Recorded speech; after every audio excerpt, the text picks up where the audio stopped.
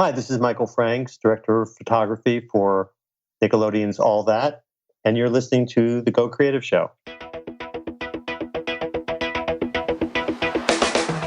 Hey everyone, my name is Ben Consoli. I'm a director and owner of BC Media Productions. And this is The Go Creative Show, the show dedicated to creative professionals in the video production and filmmaking industries. Today we interview Michael Franks, cinematographer for the Nickelodeon's reboot of the 90s sketch comedy TV show, All That. Michael shares stories from his early career at Saturday Night Live, the grueling work schedule needed for a weekly sketch comedy show, lighting over 70 sets in 5 weeks with multiple cameras, and of course, important tips for multi-camera cinematographers. The Go Creative Show is supported by Rule Boston Camera, Hedge.video, Shutterstock, Magnanimous Rentals, and PremiumBeat.com. How many of you guys remember All That from the 90s? I certainly do.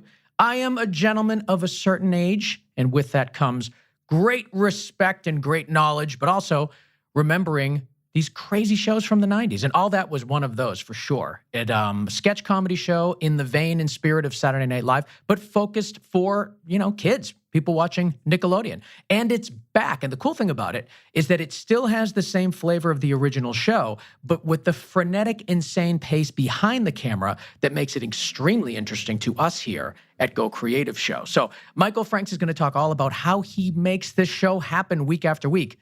And there is so much to it. You guys have no idea what you are in for. The work that he puts into creating this show and the expectations that are put on him and his crew, the amount of sets he needs to light, the lack of time he has to do it, it really is extraordinary and a fantastic story for all of us in the production industry just to see how this world works and how challenging it is and how he overcomes it. There's a lot to learn, and it's all coming up in just a few minutes. But before we get there, I want to talk about Shutterstock.com. They have something new.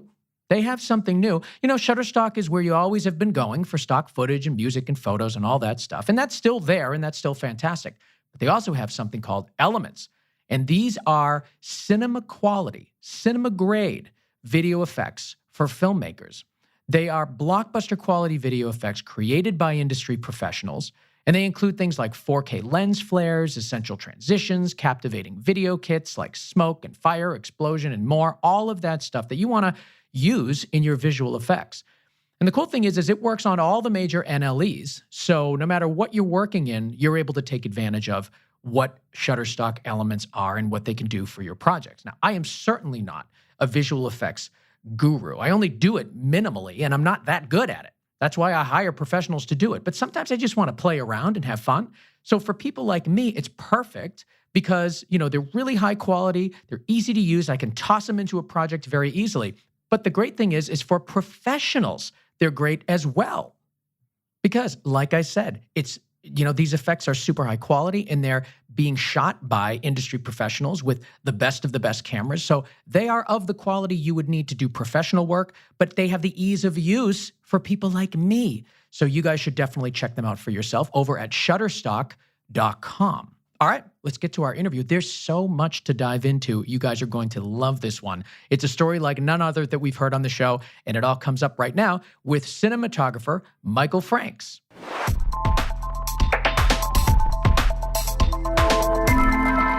So I'm here with Michael Franks, director of photography and cinematographer for many, many popular TV shows and films and live events.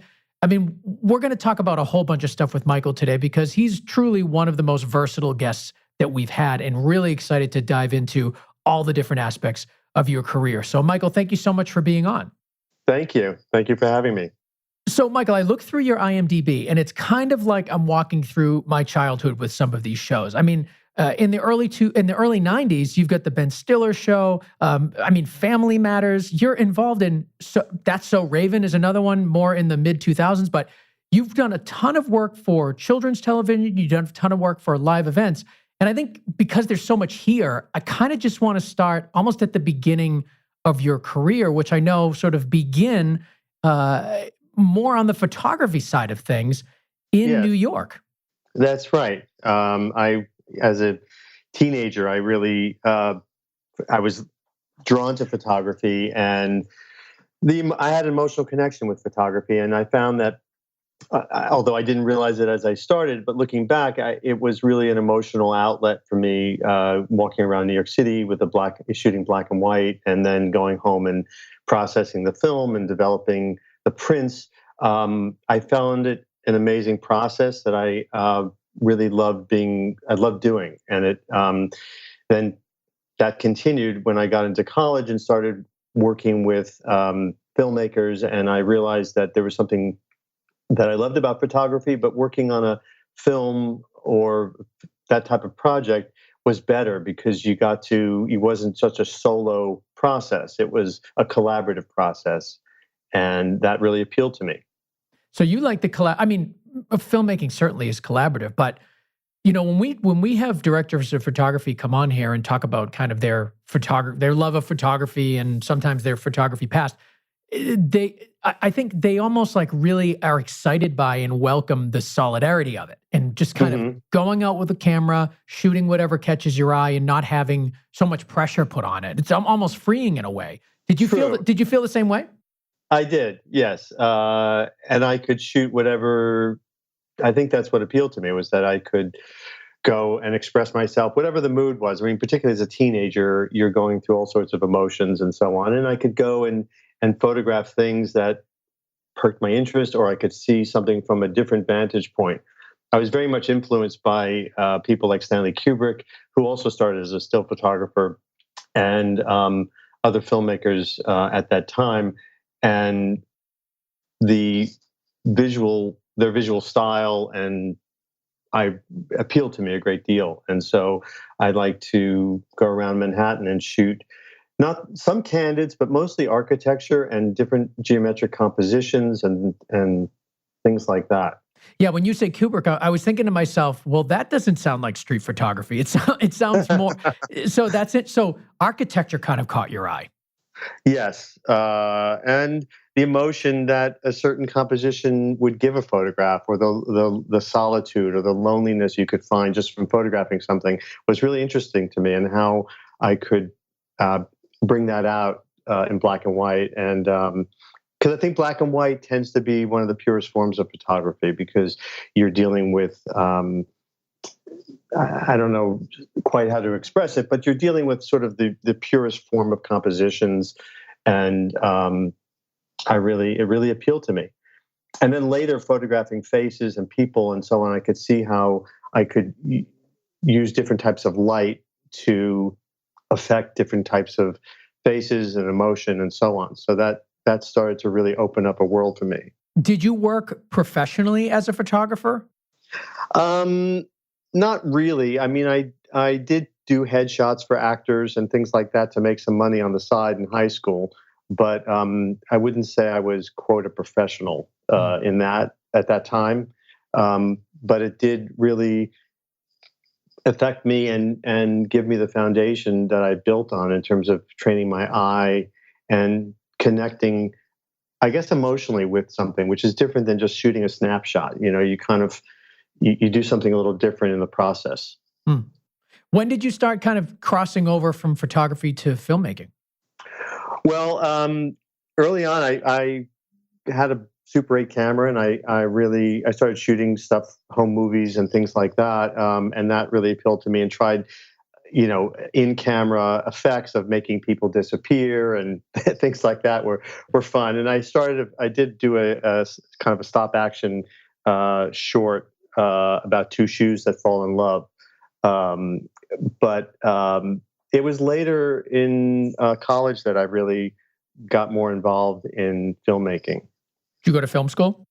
I went to undergraduate school at a state university in New York called Purchase, which was really fledgling, just beginning to start. And I actually went in as a undergraduate in liberal arts. I didn't go into the film school, but it wound up being attracted to filmmakers and wound up collaborating a lot on their projects and lighting them for them. And then I didn't finish there. I wound up then taking a year off, working in New York City on different kinds of projects, lighting dance concerts, and really got involved heavily in lighting and lighting design. And later then went back to NYU and wanted to study theatrical design because I felt that would be a good foundation, even though I knew I was going to really head into filmmaking or television, but wanted to have a foundation in the theater.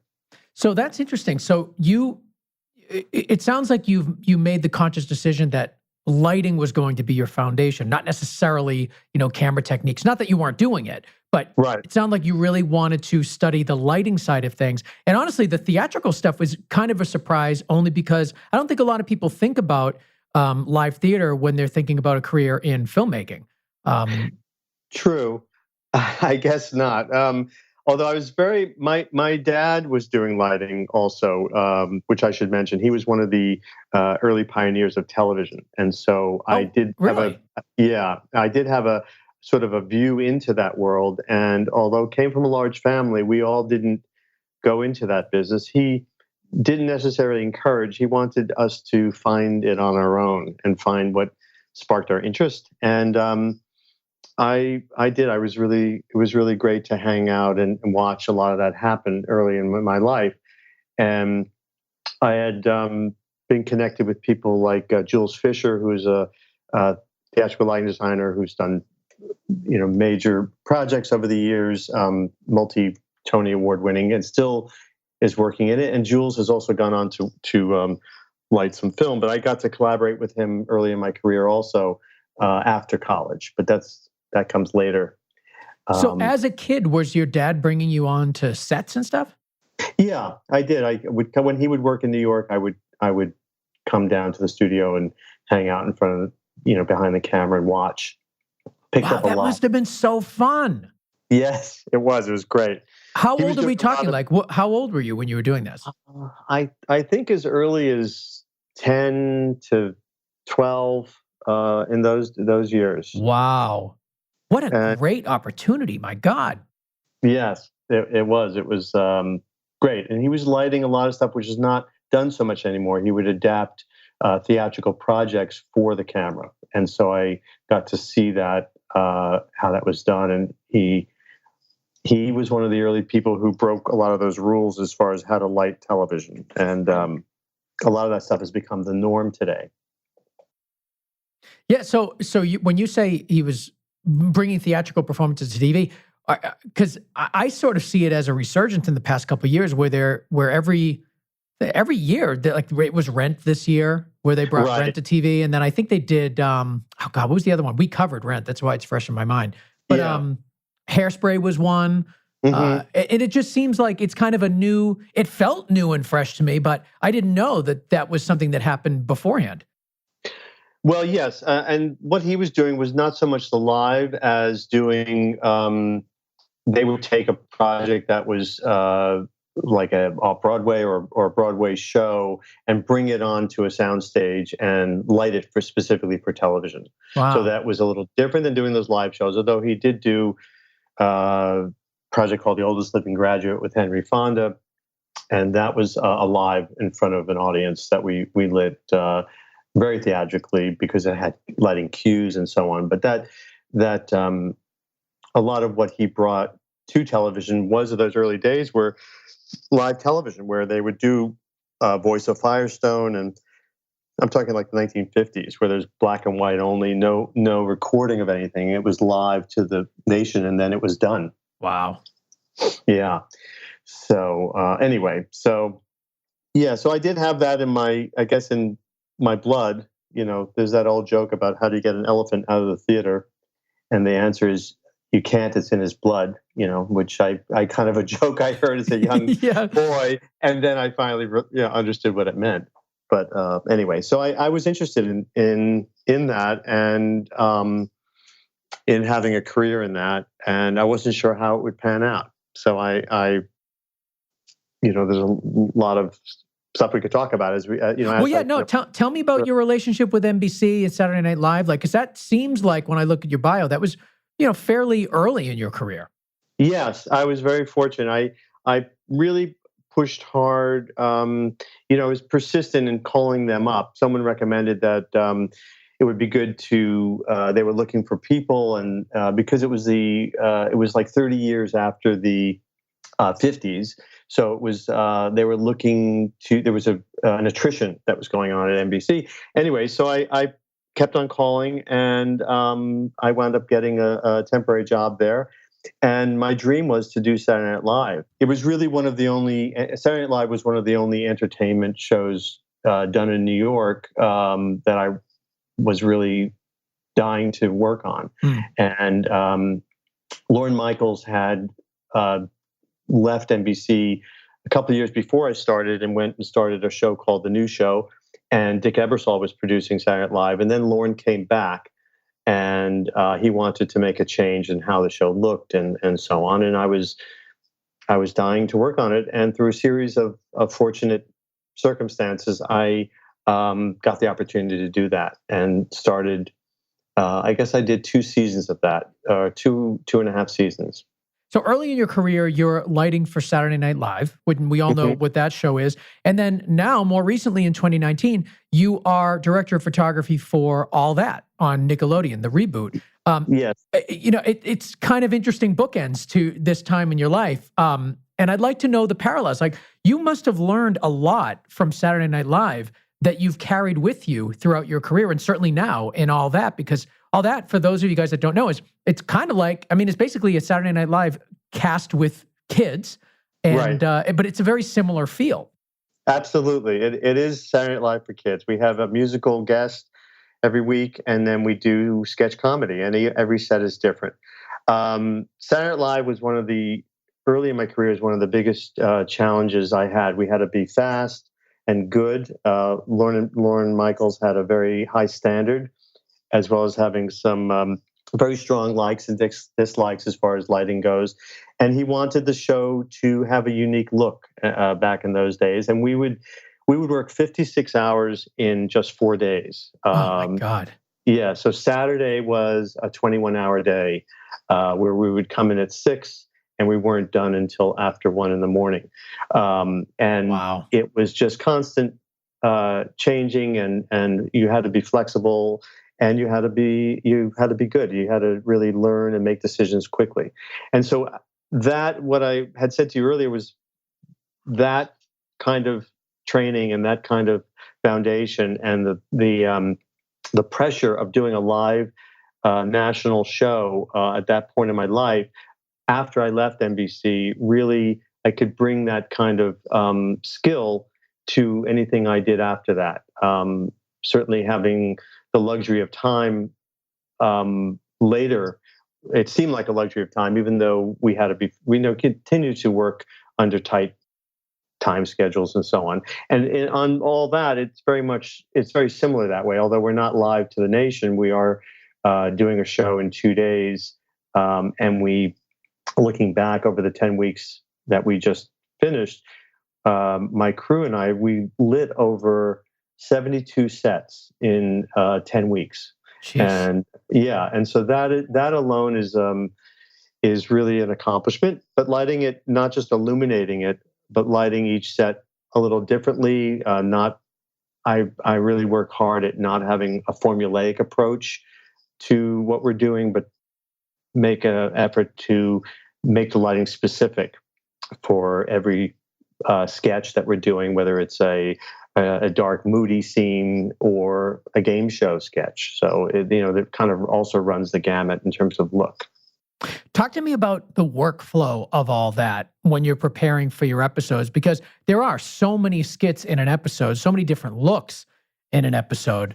Yeah. And one thing I noticed when kind of like looking through stills and watching some of the episodes, it's like you really are able to make every scene look like its own. I think by having some time, unlike what you had on Saturday Night Live, you're just able to kind of customize your scenes a bit. It doesn't seem like a sketch show on the same stage. It seems like you're in locations, and they're right. lit differently for each one. Yes. Well, we early in the season, Jonathan Judge was one of the directors that I got to work with, and I've worked with him on other projects. One of the sets that one of my favorites that we got to do so far is a spoof of The Silent Place. We did a thing called the Quiet Place, and we lit it unlike a multi-camera where we were very specific as far as the cameras, shots, and so on, and it was very dark and moody and cinematic. So that was one that was an example of doing something that was specific for the sketch. Sure. And I think the humor, sometimes the humor comes out of doing something straight, and not necessarily that old idea that comedy has to be lit bright and flat and so on. That a lot of the comedy on all that comes out of lighting something as if you think it's one thing, and then the joke comes in that it's not a serious thing at all. Yeah. So those kinds of choices are really fun to make and really great to do on the show. It's really great opportunities to do a variety of different looks. Tell me about your workflow. How does an episode begin for you? We start Monday morning with a production meeting, and we read a bunch of, we actually just go through the scripts that are potentially going to be produced for that week. Very similar to Saturday Night Live, although our day would start on Wednesday, so we have a little bit more time. We then start to, a lot of times the sets will be somewhat set up on Monday, and we start Monday afternoon after rehearsal with starting to rough in those sets. Mm-hmm. Then a lot of times things will change. Sometimes skits that we start to light get pushed, or they say, we're not going to do that this week, we're going to do something different. And so something else gets brought in, and we have to adapt and go with that. So we wound up lighting sets Monday, Tuesday, refining it, and then finally refining it Wednesday. We start shooting Thursday. So this is kind of the broad strokes of how the week goes. Thursday is then usually a block and shoot day, where we will look at it, block it, and then shoot it. And one of the challenges of working on a kids show is that you don't have a lot of time with the kids because they're minors, and so we have to work quickly and make changes very fast. So, well, what are the restrictions? I believe we can only work them for 8 hours, I believe, or 8 or 9 hours, and they have to go to school for part of that, and there's meals involved. So the ADs cleverly schedule the cast in such a way that we can maximize the time in a 10 or 12-hour day to get everything shot and not work them past their what they call pumpkin time, where they turn into a pumpkin, so to speak. That is an expression that's used. The kids are pumpkins at this hour. So, yeah. So when they go to school, like, are there? I guess, what does that mean? Do they leave set and go somewhere, or do they have teachers on set? They have a teacher on set. There is a teacher that schools them, and then the rules are different. I'm not really versed in the specifics of the rules for them, but they have to go to school for a certain number of hours during the day, and during the summer it's different than it is during the school year. Their hours are I think they have to do more hours during the school year, and during the summer there's a certain block that they have to each complete, a block of education.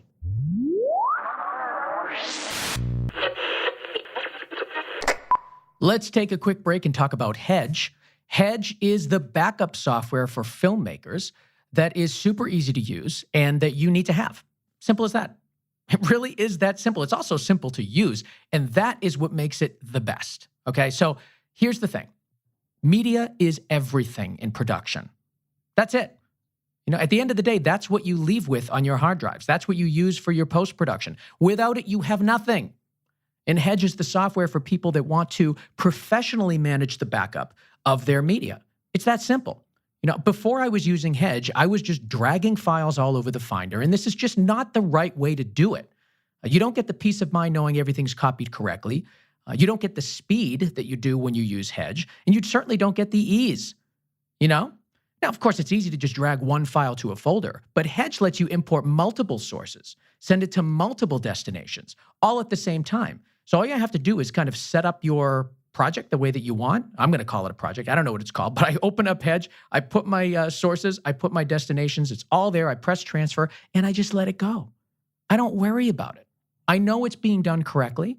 And when I have, when the transfer is done, because I have the app on my phone, Hedge Connect, it gives me a little notification. It's the best. I absolutely love it. And you will too. And you can get a 20% off discount from the full license by going to hedge.video/Go Creative Show. We've been talking about Hedge forever now on Go Creative Show. And if you haven't tried it, now's the time. Now is the time. Get your 20% off the full license and start treating your media the way it should be treated. Hedge.video/Go Creative Show. And lastly, let's talk about Rule Boston Camera. Rule is the place to go to purchase and rent all of your production equipment. They're located right here in Boston, so all of you guys in the area, you can take advantage of what Rule has to offer. They've got an incredible inventory of just everything you could ever want. All the huge films that come into town, and there's lots of them, people. They all use Rule. They do, because they're the best. And if it's good enough for the big Hollywood features, it's certainly good enough for me. It's certainly good enough for you guys. This is where to go in our area, right? Now, so aside from the inventory, they also have the best service in town. Production is mission critical, and you want to make sure that your gear vendors are just as invested in your project as you are, and that's what you're going to experience at Rule. You're going to get expert advice and counsel in pre-production. They're going to give you technical guidance when you take the equipment out on your shoot, and they are committed to support you throughout the entire project. We're talking about peace of mind, so great inventory, excellent service. It all comes together at Rule Boston Camera, and you can experience it for yourself over at rule.com, RULE.com.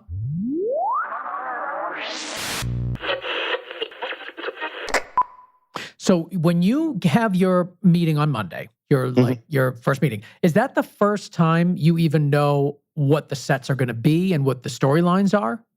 We get the scripts over the weekend, so we read what the sketches are, and a lot of times in the sketch there's special effects or there's people being pulled through walls or something like that. We read all of that, and we lighting cues, lighting effects that the writers have in their heads that they'd like to see, and then we discuss it on Monday. Really, what did you mean by that? What does that mean? A lighting, spotlight? Do you mean this kind of thing or that kind of thing? So we discuss it, and a lot of times I come up with that because I understand what the writers are going after, and they don't necessarily have all of that verbiage in the script. Sure. So we come up with the ideas of what we're going to do. The sets are somewhat roughed in. We see a rough ground plan on Friday. We're still shooting the show, but we see the show of that week. But then we look at what's going to potentially happen next week. And like I said, it is all in flux. So even though it's on a ground plan and they start to build the walls, those walls could very well change during the week. So we go at it knowing that it could change, but we still have to go at it as if it's actually going to happen that way. Wow, I'm mesmerized by how little time you guys have to pull this off. Yes, it's just so crazy to me. I feel like I do a lot of commercials with my production company in Boston, and that seems quick. But even that, at least there's a full week between when you get the concepts to when you actually have to start doing something. Yes. That's just so quick. So are you guys working, do you just have one huge soundstage and you keep, you'll shoot on one side of it when the other side's getting construction? Actually, the whole thing will get changed out every week. So it's a soundstage that's not as big as we would like because the grid is actually low, which is another challenge that we have with this particular stage.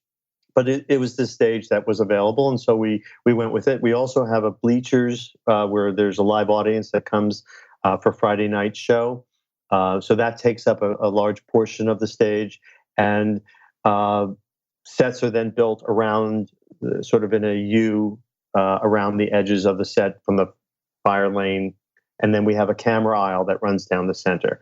It's really quite exciting, actually. And I'm glad to get to talk about it because I think a lot of people don't realize what you're asking of me. The process that we go through. I think it's really, it's fun and unique in this multi-camera world. most shows, most sitcoms have the similar kind of schedule where Monday morning they'll read through the production meeting and then they'll produce the show for a Thursday, Friday shoot. But they're dealing with basic standing sets, and then they might add 2 or 3 swing sets. This show has sometimes as many as 8 to 10 sets that are completely new each week. So that's a challenge. And I have a great crew, Gaffer and Key Grip crew with their crew who do. I should kind of say that better. Anyway, I have a great crew who really work hard and have a very high standard, and a love of doing it. And I think that's really key to how we get it done, because they're very accustomed to the change. They don't balk at things, although it's sometimes disappointing. We light a whole set beautifully, and the grips do their work of cutting the light and shaping it, and then at the last minute, it's decided that that's not going to really be shot that week, so it gets pulled out, and we start on something else. So that can be disappointing, but we all have fun. The crew and I really have a love of doing what we do, and I think that really helps.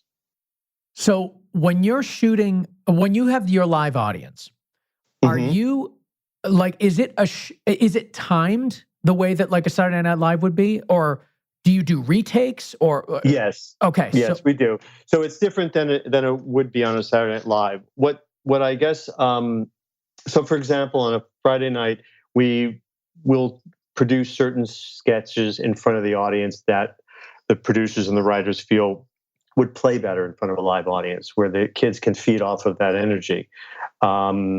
And sometimes it's 3, sometimes it's 4 or more sketches. And then in addition to that, we do a live musical performance, like the Jonas Brothers or Ally Brooke we've had, and Daddy Yankee, a variety of different current acts that come in and will perform 1 or 2 songs. Yeah. And then that also has to be cued and programmed lighting-wise.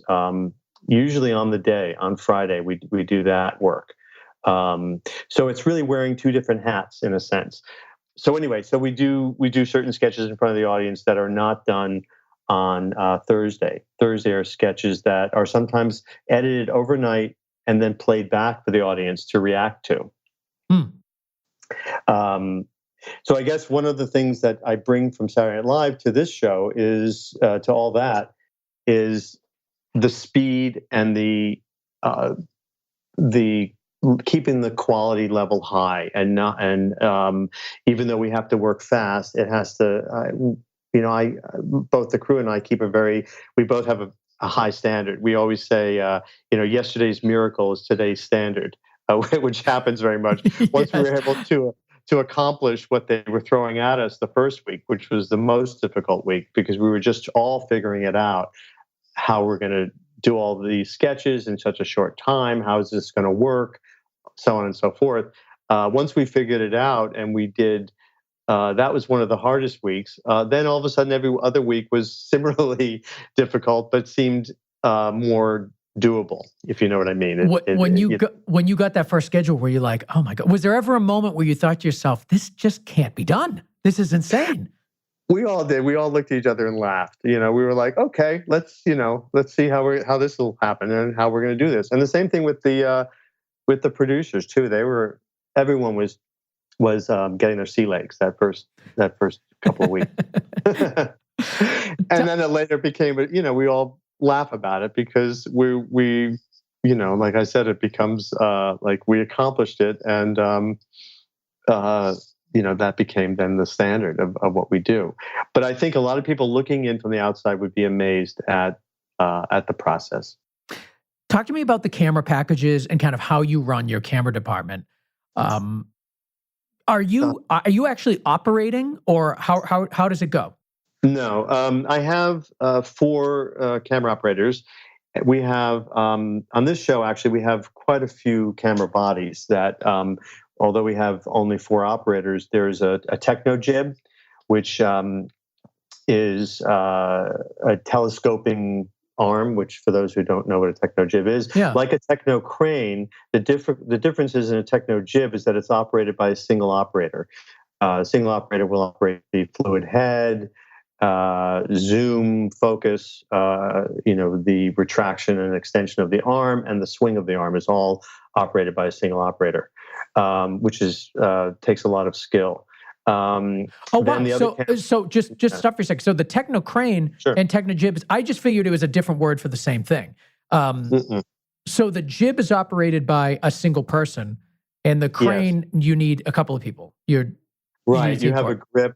Yeah, you have grips, and you also have a hot head operator usually, which operates the head remotely, and the telescoping.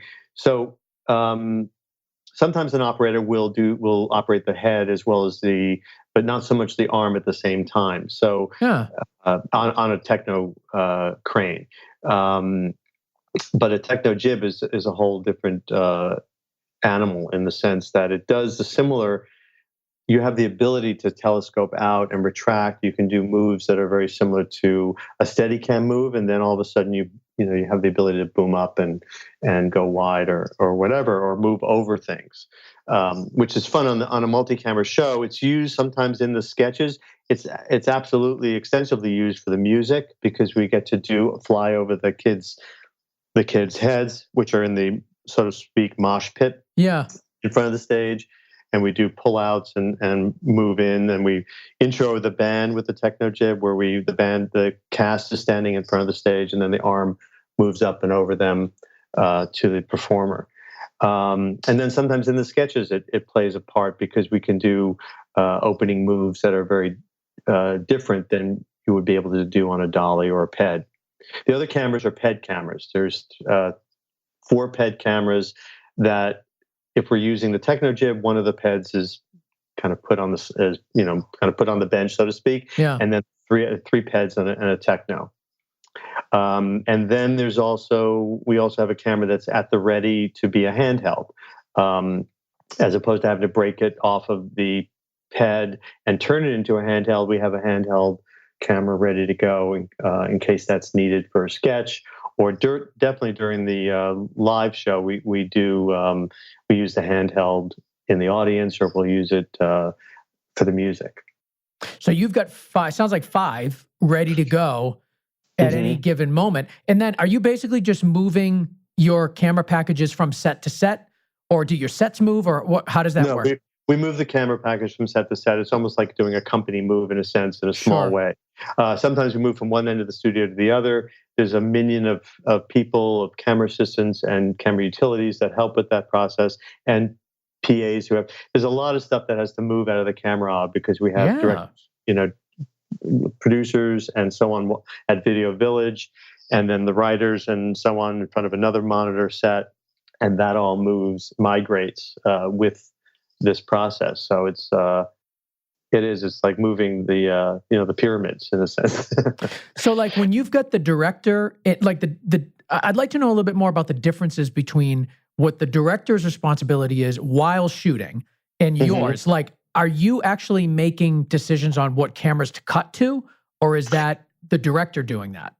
Well, it's a little bit of both. Mostly the director will do prep, and in rehearsal, there's an assistant director called the camera coordinator who will help with that process in terms of making the coverage, making sure the coverage is achieved, and they get all the angles and all versions and cuttable things. So they try to do a sketch from beginning to end at one pass, unless there's necessary to do different passes for different effects or different things that are trying to be gotten. Yeah. So I'm watching on the monitor and dealing with the lighting a lot, but then also contributing where necessary to some of that process.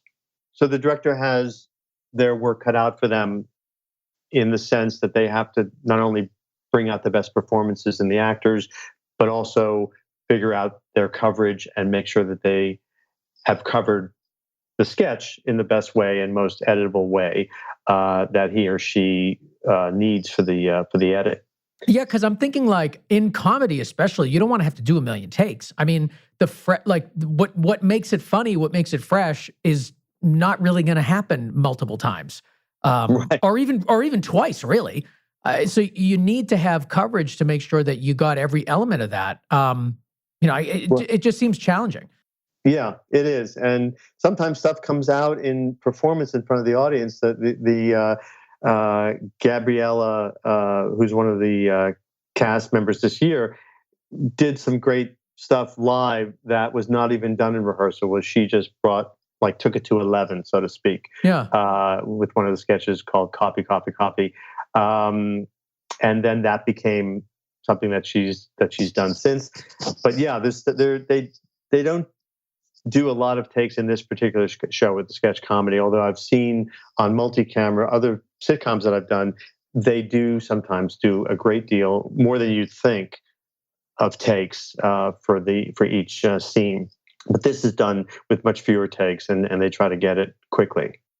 Talk to me about the challenges of having that many cameras on set. I mean, a lot of the directors of photography that we have on the show are doing feature films, TV shows, not multi-camera things. I mean, they're using one camera, maybe a second as a crash camera or something. Mm-hmm. But so you kind of have a unique perspective. How do you work with so many cameras? What sort of accommodations do you need to make, or how do you change the way you light? Yes, well, that's the biggest challenge, is in lighting it in a way that is clean and sculpted. And there is, to some degree, there's always a compromise when you're shooting from opposing angles, which we are required to do in a multi-camera situation, usually, although there are exceptions to that, where we'll shoot something, although multi-camera, we'll shoot it in a single camera style. But generally speaking, there is somewhat of a compromise in doing that kind of lighting. But we make a great effort I do on this show, to keep it looking clean and sculpted and three-dimensional, because you're dealing with a two-dimensional plane. When you're watching television or on a computer or your phone, it's two-dimensional, and I want to have it look three-dimensional and have it pop. And that's one of the things we talked about initially going into this with the producers, is what kind of look are we looking for? And they very much embraced lighting it cinematically, wanting it to have an upgraded look from what was done in the 90s. And I should say that one of the greatest differences between the two, with the reboot compared to the 90s show, is that the technology has grown so much. We get to have so many great tools to work with that enable us to light it and shoot it in a quick style and keep the quality high.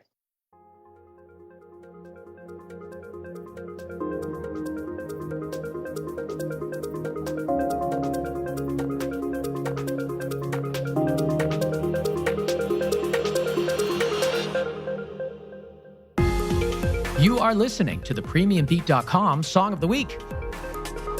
It's called Our Digital World by Crescent Music. Premium Beat is where to go for all of your royalty-free music and sound effects. Over at PremiumBeat.com, you can access a collection of thousands of royalty-free tracks for as low as $49 each. And you don't just get the actual track, the single track. No, you're going to get cut downs, you're going to get stems, you're going to get loop sets. You have all the tools you need to customize the track that you're obsessed with into your project perfectly. I mean, what else can you ask for? And it's all for $49. It's insanity. So head over there to PremiumBeat.com, check out this song, and of course, all the others. PremiumBeat.com.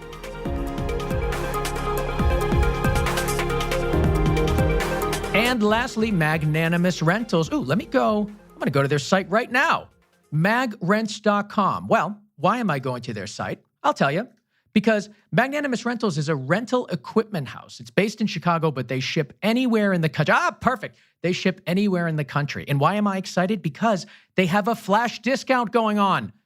So first things first, they have an amazing inventory of equipment. That's that. And the prices are fantastic already, just their regular prices. But they have these things called flash discounts. And these are steeply discounted items that are only available for a limited time. So I check Magnanimous Rentals every single day. And I think you should too, magrents.com, because you never know what's going to pop up as a flash discount. And the cool thing is as long as you order it while the flash discount's going on, you can have it delivered to your place, whenever. Like, you don't need to, your shoot doesn't need to happen while the flash discount's going on, just the ordering process. So it's amazing. So if you have a shoot coming up, you're going to be getting some cameras. Like, oh, look at this, an Arri Sky panel, perfect, under flash discount. So I've got a shoot coming up in a couple weeks. I know I need lighting. I would love to have a Sky panel, but usually I can't afford it. But now that it's on flash discount, I'm sure I can. So that is why I check magrents.com every day, and you guys should too. The best prices, great inventory, and these incredible flash discounts are everything that you need to start using Magrents and going to magrents.com every single day. Magnanimous Rentals over at magrents.com. Check it out for yourself.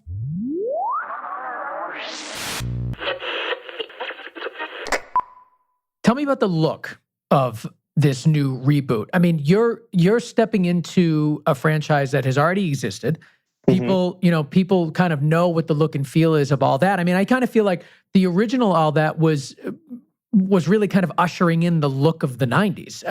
It played, a big role certainly on Nickelodeon, but it also just had such a specific, distinct style about it. How do you approach that now, rebooting this in 2019? Well, I think the writers and the producers pay homage to the old and create new sketches for this specific cast, but they pay homage to the old by rebooting some of the older sketches, characters, and that sort of thing. What we did in terms of the look of the show was not really trying to bring that 90s look today, because the sensibilities are different. Sure. And we wanted to make it look cinematic. We're shooting on Sony F55 cameras, which are 35 millimeter sensors, large sensors. So we have a shallow depth of field. That was one of the things that I was hoping we would be able to do. I was happy that Nickelodeon wanted to shoot 4K, so that automatically allowed us to shoot with better cameras than the typically the 2/3 inch chip cameras, which these multi-camera shows used to be shot on. So that was great. And automatically it gives us a cinematic look because the backgrounds fall out of focus. It gives a much shallower depth of field. And then in order to keep that, I keep the light levels low so that it still gives the operators some depth so that they don't have to have difficulty focusing, although that sometimes is an issue. I know it's a real challenge for the operators, but it is a necessary evil in a sense in terms of trying to keep the look the way we want it in terms of having that cinematic look. So it's a challenge for them because in a multi-camera show, the operators, at least in this show, some shows have a dolly and they have a first assistant to help them with focus. On this show, the operators do their own zoom and focus as well as moving the PEDs. So that can be a challenge. Now, I'm assuming that they have handle controls. Yes. So, I mean, not that it makes it any easier or more difficult, but it's just you have the ability to change your focus and all that right there at your hands instead of having to lean forward or grab the lens. So, can you talk to me about the lens package that you guys are using? Sure. So the cameras are set up in what's called a studio configuration, where the operators have zoom and focus on the handles as well as where you would pan and tilt the camera. It's on a PED, which is a pedestal which rolls and can crab or dolly in different directions. And the operators make marks themselves as to where the cameras go for each specific set. The lenses there's typically, which is typical for most of these multi-camera shows, you have what's called the wing cameras, which are on the far left camera left and far camera right. Those cameras have Fujinon 25 to 300 lenses with a wide stop, but those lenses will go to a 2.8 or 3.5. We Wow. typically shoot the show somewhere between 4 and 5, which is still pretty wide and still gives us a very shallow depth of field, especially on those lenses. And then the middle two cameras, which one are called the B and C cameras, those generally have wider lenses, like a 20 to 120 lens, zoom lens, also with a fast stop. Sometimes one of those cameras, the C camera, will interchange with the techno jib, as I was telling you earlier. If the sketch requires the techno for certain moves and so on, we'll do some sort of overhead or an opening shot, which the jib really does better than anything else. Yeah. So that's the lens package. Then I do have a video controller who helps paint and shade the cameras, and we collaborate in terms of how the look will be, and each set is specifically discussed as we go through it. Some sets are darker and lit more moody than other sketches, and we do all that. And then I fortunately also get to do color correction in the end. Once it's all edited together and we see which takes are used, I do a final color correction on the final edit. And usually that's a week or two after we've completed the episode. Are you guys shooting in like a log profile? We're shooting we're shooting in UHD, close to 4K, so it's a 3.8. So we start with a Rec 709 base, and then we paint that on set so that we have something to go from when we go into color correction that's not completely raw. Because a lot of times the network will take a sketch that hasn't been color corrected and release it on YouTube so that's sometimes distressing, but not really that much. I think a lot of times people don't always see what I see, but I would rather have them have a color correction than have it just go out the way we shot it. So you're recording Rec 709. So you have like a baseline color correction already. That's just that's how you're recording. So right. Okay. So when you go to color correction, you're just making tweaks to the Rec 709.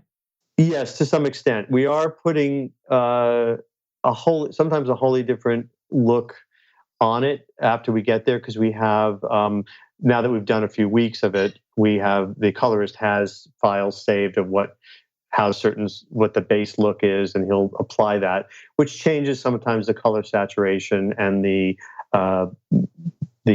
grayscale or the mid-level grayscale, so that it's so we have. But the nice thing about having a look on it to begin with is it's a jumping off place. It's something to start with. I can imagine. I mean, I've never heard of a multi-camera, sitcom variety show type thing shot in anything other than sort of Rec 709 as a base, and then you sort of move it from there. But I'm wondering, does that limit your? I mean, I'm sure your colorists think so, that it could limit their ability to kind of push things in certain ways because you have that baked in look to start.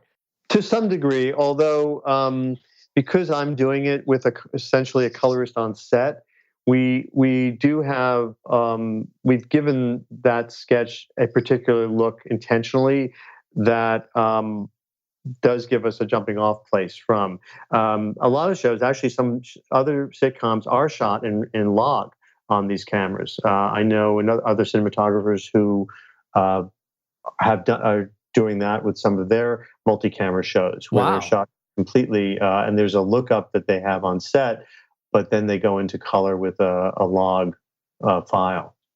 I've never heard of that for sitcoms. I guess we just haven't had anybody on talking about it. But that I just assume because things move so fast that it's easier to just start at Rec 709. Yeah. Like, but especially with a show like yours, I mean, you gotta crank things out so quick. Right. It would, but then, interestingly, Ben, there is a pros and cons to both. When you go into color with a log file and doing a quick show like that, it gives you a tremendous amount of choices then in terms of where you want to put the blacks and so on. So you Sure. almost start from scratch in some sense. You have the ability to affect the image vastly.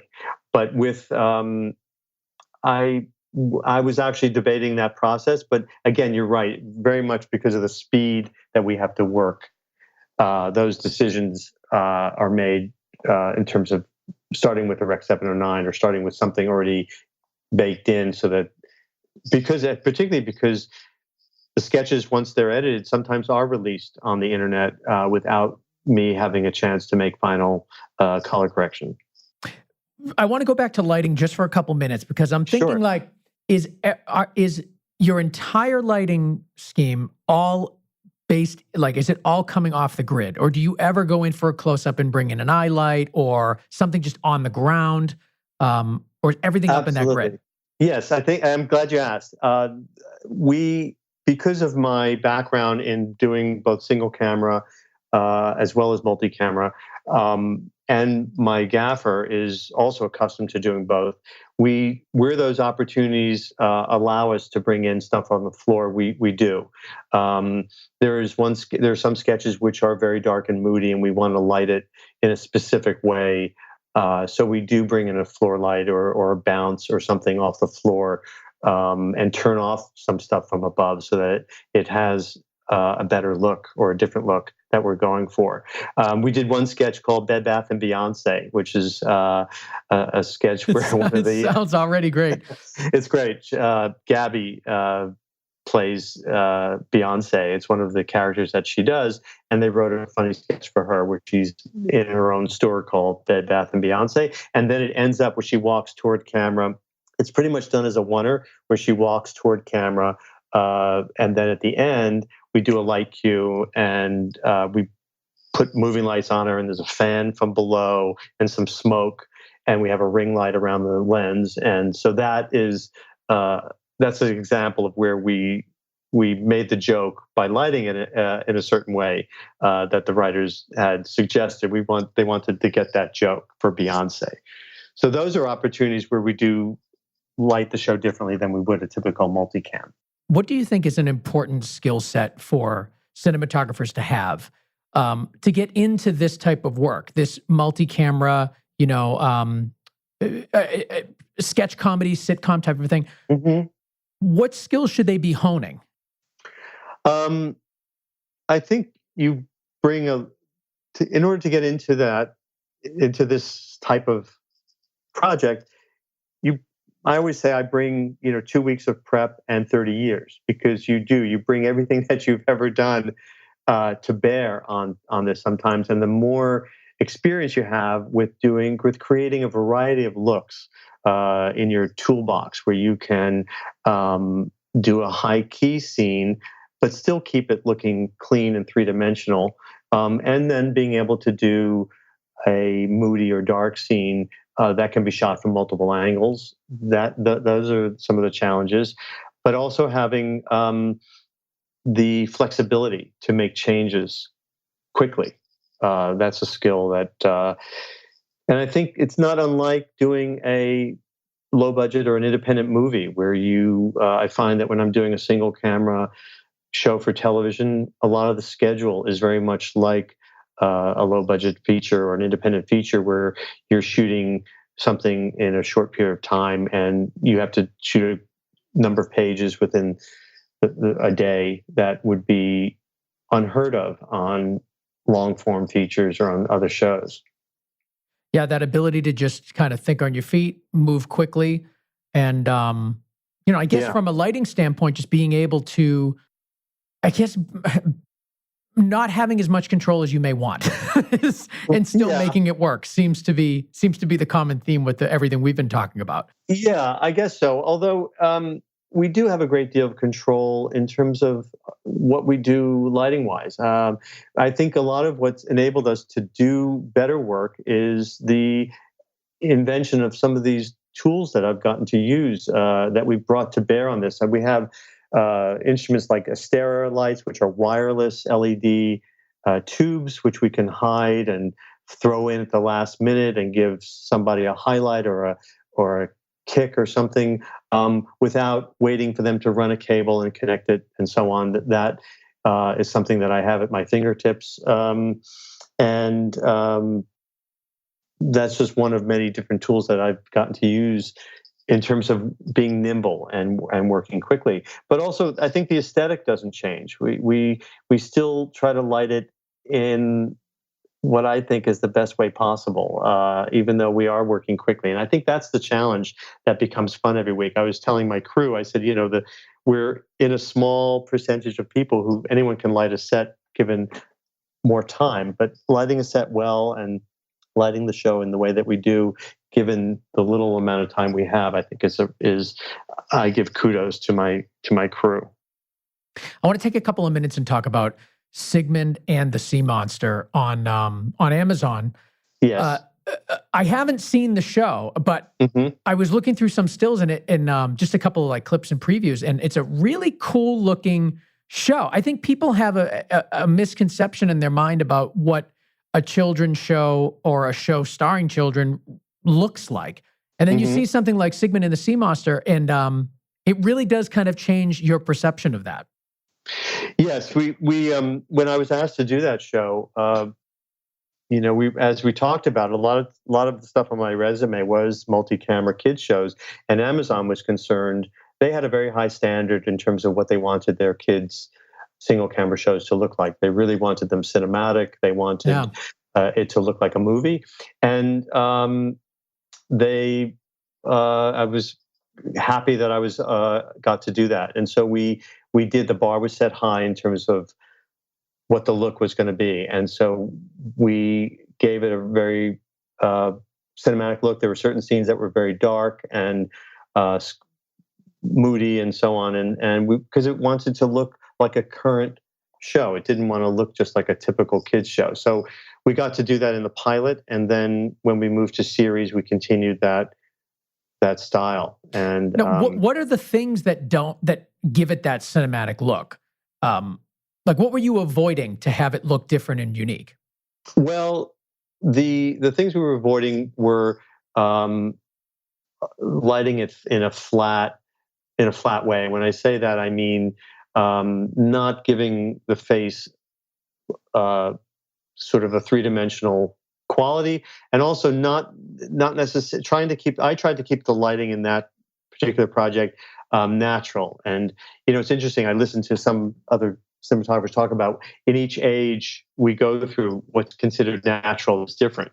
Yeah. But we tried to light it so that it looked like where they were, and the quality of light, whether we were on stage or whether we were on location, that they were where they looked like they were. You know what I mean? If we're at the beach or they're in a cave, that it had the quality of light that was realistic to that, and not lighting it in a phony or artificial way. It was a very, we weren't always successful in my mind, but I think the majority of it did hold up in terms of that. Well, I think what's cool about it, I think what's cool about it is that, like, you would think that a show starring kids with a sea monster would be this kind of like fantasy, fantastical, wild, completely unrealistic look.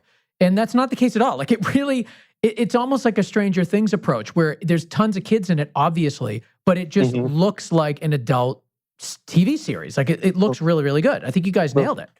Thank you very much. I appreciate that. We used as a model, we looked at E.T. The director and I, Jonathan Judge, got to collaborate with him on that.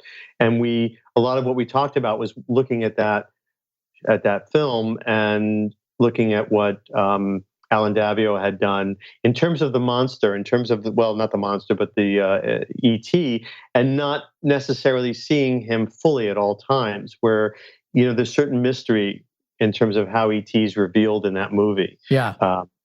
And there's a lot of smoke, and sometimes he's hidden by the table in the opening, and we don't always see him fully fully shot to camera until later in the film. And so that was something we attempted to do with Sigmund and the Sea Monsters. Is there something that you do from a lighting or camera standpoint that is specifically for, like, to attract kids? Like, is there something that children are looking for in their TV shows that you have to deliver? And how do you achieve that? I think in terms of attracting kids to a particular show, I think it's more about the content than necessarily the look, but the look does contribute and support the content. And I would say that what we try to do is make it look interesting and make it look like a feature, so that, or as close to that as we can get, because that, I think anyone's attracted to that. When something looks interesting, it'll hold their attention, and then the story has to then, of course, be strong enough to maintain their attention. But I try to do that with whatever project is thrown in front of me, whether it's Girl Meets World or whatever it is to have the lighting support the story and not necessarily be in and of itself something that's, people aren't watching it to see good cinematography necessarily. That's a benefit, I think. That's sort of a bonus. Well, parents are watching it. Yeah, that's true, and it does hold their attention if it does have a good look to it, I think. And I think that the norms of what is normal is changing. I think you used to see, particularly in the days of 70s and 80s, and even the 90s, shows on television were lit, comedy shows and kid shows were lit a lot brighter and poppier and highly saturated in terms of color. Yeah. And I think with the invention of Netflix and Hulu and Amazon, whose shows really changed the way, those kid shows changed the way television shows look, I think then the networks are following along with that, and they tend to have a much more cinematic look, and they will push the envelope in terms of darkness and mood where it's required. Well, I really appreciate you coming on the show, sharing your experiences. We don't have many people that deal with children's television, and even fewer that are doing, live sketch comedy, cranking out episodes every week type of a production. So it was interesting to hear how that all came together, and we appreciate you coming on and sharing your experiences. Where can people go online to learn more about you? My website is michaelfranksdp.com or also mfranks.com. Thanks again for sharing your experiences, and we'll have to have you back. Thanks, Ben. I appreciate it.